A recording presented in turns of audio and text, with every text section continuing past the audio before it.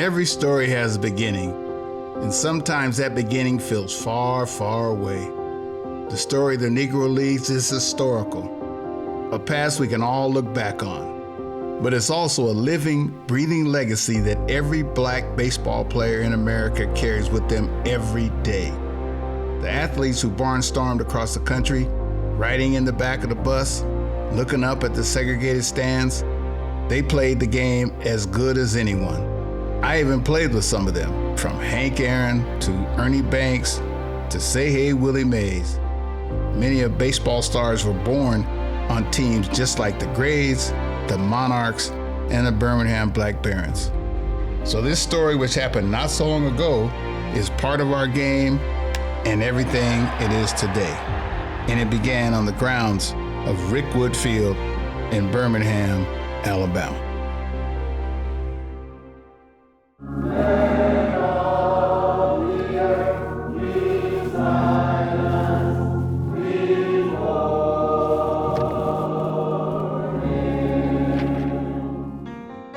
God is our refuge and strength. My mom was something else.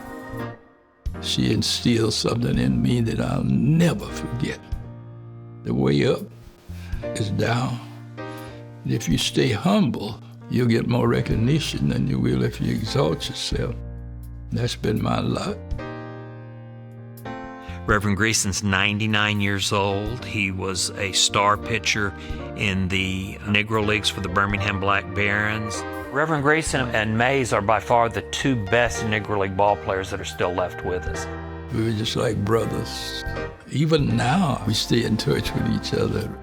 A right-handed pitcher for the Black Barons, a close friend of Willie's, the Reverend Bill Greason. We played together in Puerto Rico, in the Caribbean series, Black Barons. We got along well.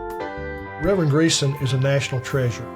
Before he got to the big leagues, before he got to the Black Barons, he was a decorated war hero. He was at the flag raising at Iwo Jima. He was a Tuskegee Airman.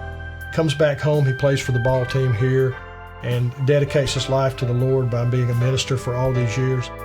He's just a great man. I never wanted gifts. I wanted to be a giver. And even in baseball, it was that way. I believe in giving to help others, and even now.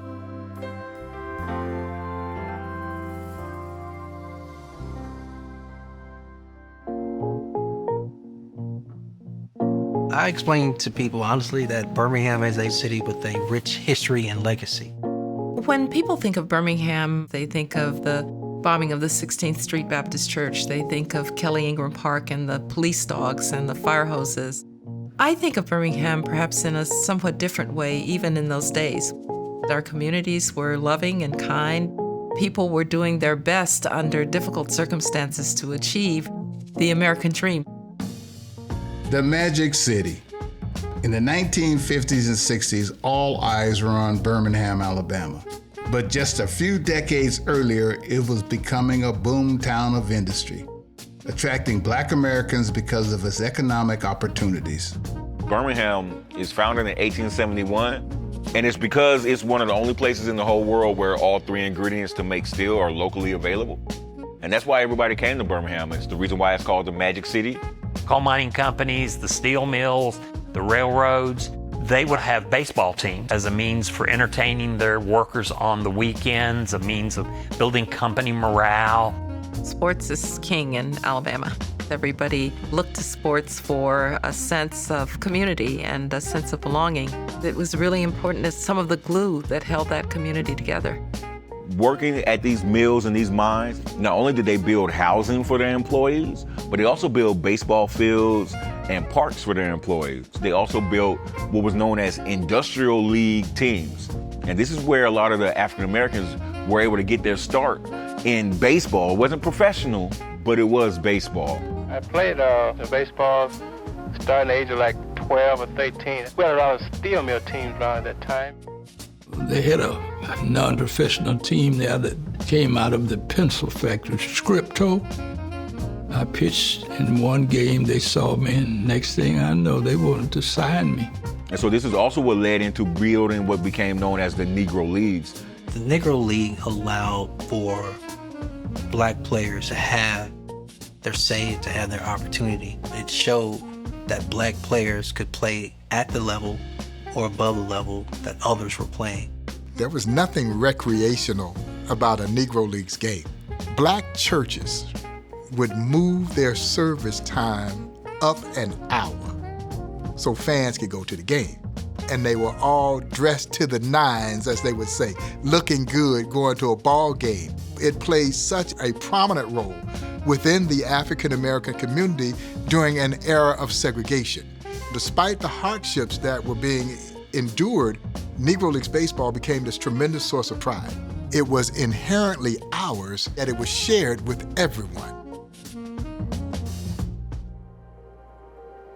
As spectators escaped from reality, they flocked to Rickwood Field, the oldest professional ballpark in the United States, a refuge of concrete and steel still standing today. It really is like stepping back in time. If you walk into the Rickwood Field now, you walk out on the concourse or through the tunnels, you look out at the field and you see an old scoreboard that looks the same as it looked in the teens and the 20s. It's the city of Birmingham who owns the field. We are responsible for the preservation. We don't take that lightly. There's been a few things that we've done over the years just for maintenance, but it looks like it's always looked. We want the people that come here to feel the history, not feel something that's been cleaned and sterilized and modernized. Ballpark was built in 1910. It was the home for the Birmingham Barons, and then the Birmingham Black Barons came in 1920. The Black Barons were formed because the Barons were not allowed to play against black teams, nor were they allowed to have black players on their teams. When the Barons were playing, the ballpark was empty. The powers that be said, why not rent the ballpark to the Black Barons? And so it became a tradition that lasted 42 years. It was a green decision, not a black or white decision. The Black Barons would use the field when the White Barons were out of town. It was called every other Sunday because the Black Barons and the White Barons, they just alternated. When the Barons were playing, there was a section in right field that was separated from the rest of the ballpark. Black fans would have to sit in that section. When the Black Barons played, it was reversed. The white fans would sit out there and the black fans would go everywhere else. Rickwood Field is one of the few baseball parks from the glory days of baseball that is still with us, and you can still play ball there. It's a living museum and it's an institution. The Magic City had something special when it raised one of the greatest players of all time. You can't hang out with Willie Mays without hearing the stories of the early days, the passion, the hustle, and the determination. His journey through the major leagues, you can trace it all back to his time in Birmingham. When people think about Birmingham and baseball, they think about Willie Mays. We played ball together. We ran around together. He and I was very good friends. He grew up in this home just outside of Birmingham, Alabama. He was quarterback on his high school football team, led them to a state championship. He was an outstanding baseball player. Before he was in his teens, Willie was playing center field for his first real baseball team, the Birmingham Gray Sox. He was an oversized boy. He was much larger than we were. He would be the pitcher, and I would be the catcher. And the others were scared to even strike at the ball because he threw it so hard. You actually were playing what amounts to professional baseball at quite an early age, weren't you, Will? And I went into professional ball at about 16. That was with the Birmingham Black Barons. He's 17 years old, playing center field for the Birmingham Black Barons. As you can imagine, a 17-year-old kid out there playing with grown men. We were the youngest on the team, and we just started liking each other and friends and everything. 1940-18, and I believe that's Willie right there. Yeah. And is that you right there? That's me.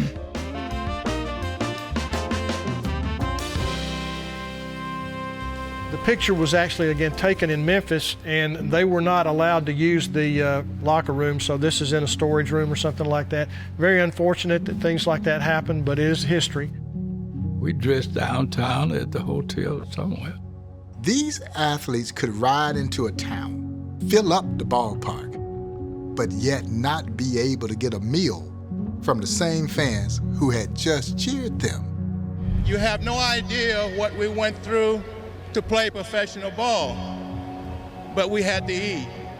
And a lot of times we didn't eat. You would think there would be a lot of bitterness. You would think there'd be a lot of resentment. They didn't make a lot of money. They traveled, conditions were horrible. They didn't eat good meals. There was racial tension in a lot of places they went, but they loved baseball.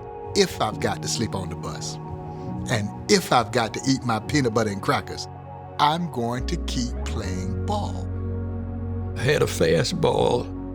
It had that kind of movement on it. And if I started in the middle of the plate, it'd end up on the corners. They were disgusted because I didn't throw too many over the plate. The major leaguers would say they didn't play the game the right way, but they didn't play the game the white way. They would bunt their way on. They're gonna steal second, they're gonna steal third, and if you weren't too smart, they were stealing home.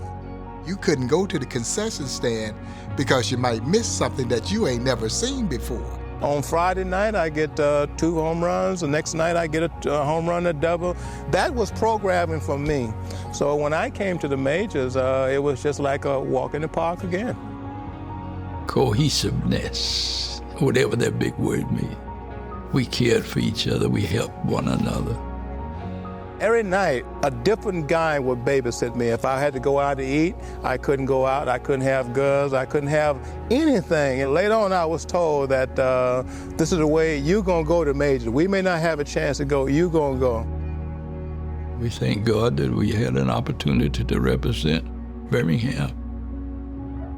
We were blessed to open the doors for others, and that's all we were after.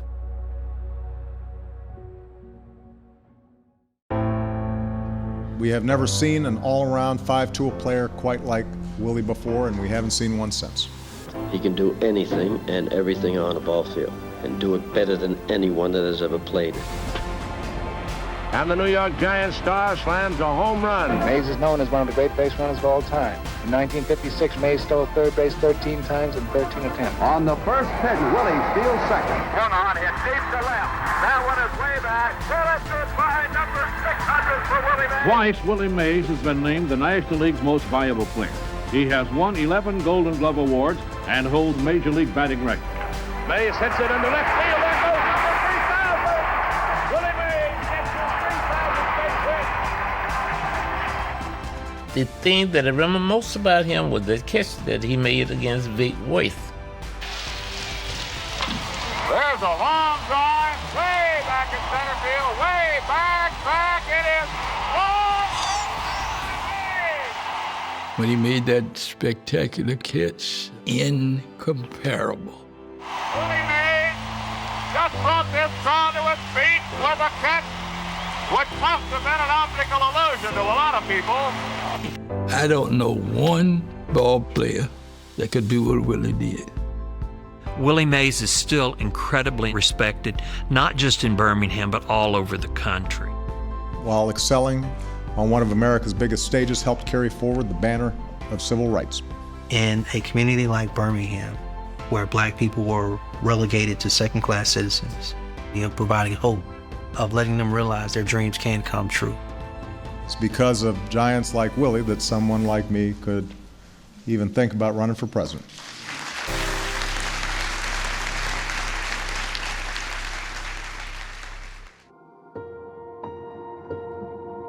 When Willie came over to the Giants, it had such a huge impact to the Negro Leagues, and almost in a negative way. Now that there was integration within our sport, all of their best athletes in the Negro Leagues now started to shift over to Major League Baseball. The owners then started to realize that we don't have to pay what we would have to pay for white athletes who had that same star pedigree. They were getting these players for essentially pennies on the dollar. If you were a player like Ernie Banks, Roy Campanella, Willie Mays, yeah, you were going to get a chance to play in the major leagues. But if you were an average ball player, you didn't have a chance. It was probably one of the worst times. There was an unwritten rule, according to Bobby Bragan, who was the manager of the Pittsburgh Pirates at the time. Each team was allowed to have 2 black ball players. The World Series in 1948, that was the very last Negro League World Series game, because after that, the leagues no longer had the same funding. The ownership aspect's not oftentimes talked about. By and large, this was black-owned. The Negro Leagues were the third largest black-owned business in this country. Those black-owned businesses that have been so greatly impacted by black baseball, they suffered. They essentially perished. The interests we've had tried to help us. Zero. And as a result, many of those communities that had been so greatly impacted, they died. You don't have nothing like that anymore. I don't believe there will ever be many of us in the major leagues anymore. A lot of older people remember us, but this new crowd, they don't remember nobody. History's important. If you don't have history, you've lost part of who you are and where you've come from. And on behalf of Commissioner Manfred and Major League Baseball, it's my distinct honor and pleasure to announce that on June 20th, 2024, we will have MLB at Rickwood Field, a tribute to the Negro Leagues. After we learned that the Field of Dreams game was going to be a reality, why couldn't we get MLB to come here? Because we're a real Field of Dreams. This Major League Baseball game presents an opportunity for us to showcase to the world who we are. This never gets old for me. I love talking to our young Major League athletes, and the message that I will share with them is the connection that they have with the story of the Negro Leagues. What you share in common with the players of the Negro Leagues is real simple. Love of the game. That love of the game not only helped change the game, but it helped change this country for the better. You kind of take some time to reflect on the meaningful changes that have happened in baseball, where they started and where they came from. The players in the Negro Leagues built the bridge across the chasm of prejudice, which allowed other black and brown athletes to cross over. We don't oftentimes celebrate the bridge builders. Anytime you can bring those players back to light and, show how good these guys were and, the type of baseball that they played is great. What you're doing come June 20th is you're helping them be remembered, and we owe each and every one of you a great deed of gratitude for what you're doing to help celebrate the history of the Negro Leagues and the history of this country. The fact that we get to play a game and showcase that area, that stadium, and relive some memories that happened, it is a huge honor. I'm excited to meet Reverend Greason. I've talked to him on I FaceTime with him a bunch. I work with Heart and Armor out here, who works with him very closely, and he's wonderful. He's special. He's unbelievable. This event is now an opportunity for us to be able to talk about Willie Mays again, for us to be able to talk about the other Negro League players that came before Willie. For everyone that never got the opportunity to ever play in Major League Baseball, this event opens that door on the national level. It is going to be embedded in the consciousness of many baseball fans. So it's another step closer to moving Negro Leagues history and giving it a mainstream voice. You're going to be looking at a ball field that's going to be maintained at a major league level. And that's one of the best things about what's going to happen after the fact. It'll make it an attraction for more teams to come and play here, but it also sets up the ballpark for the next 100 years. For the community, I really hope it has an impact on the youth of Birmingham so that we see more young African American kids playing baseball.